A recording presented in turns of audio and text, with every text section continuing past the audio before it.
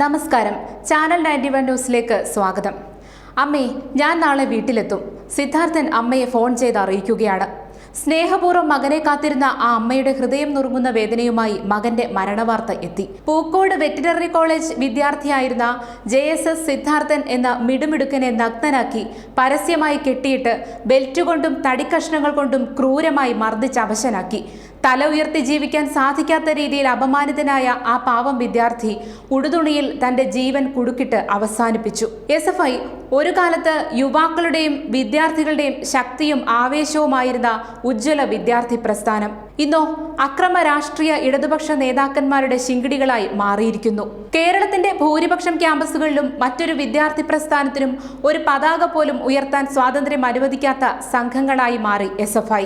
നല്ല ഫോട്ടോഗ്രാഫറായിരുന്ന, മികച്ച പ്രാസംഗികനായിരുന്ന, പഠിക്കാൻ അതിസമർത്ഥനായിരുന്ന, ഒരു കുടുംബത്തിന്റെ ആശയും പ്രതീക്ഷയുമായിരുന്ന സിദ്ധാർത്ഥൻ ചെയ്ത തെറ്റ് SFI വിദ്യാർത്ഥി സംഘടനയിൽ ചേർന്നില്ല എന്നതു മാത്രം.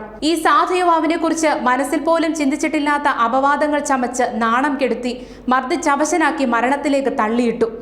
SFIയെ ഭയന്ന് കോളേജ് അധികൃതർ ഈ കുറ്റകൃത്യത്തിന് കൂട്ടുനിന്നു എന്ന സത്യം അറിയുമ്പോൾ ഈ വിദ്യാലയത്തിന്റെ പേരിൽ മലയാളികൾ നാണിച്ചു തല താഴ്ത്തുകയാണ്. സിദ്ധാർത്ഥന്റെ മരണവുമായി ബന്ധപ്പെട്ട് 12 പേരെ കോളേജിൽ നിന്നും സസ്പെൻഡ് ചെയ്തിരുന്നു. അവരെല്ലാം പാർട്ടിയുടെ സുരക്ഷിത ഒളിത്താവളങ്ങളിലാണ്. ഇപ്പോഴിതാ പുതിയ ഒരു പൊറാട്ട് നാടകം. മറ്റ്6 പേരെ അറസ്റ്റ് ചെയ്തിരിക്കുന്നു. ഒരു ദിവസം പോലും ശിക്ഷ കിട്ടാത്ത രീതിയിൽ അധികാരിവർഗത്തെ ഭയന്ന് പോലീസ് FIR തയ്യാറാക്കും.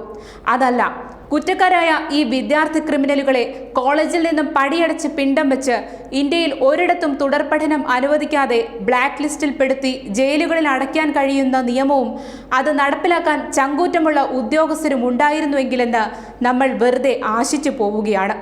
നന്മയുടെ സ്നേഹദീപമായിരുന്ന സിദ്ധാർത്ഥന് ചാനൽ 91 ന്യൂസിന്റെ അശ്രുപുഷ്പങ്ങൾ. News desk, channel 91.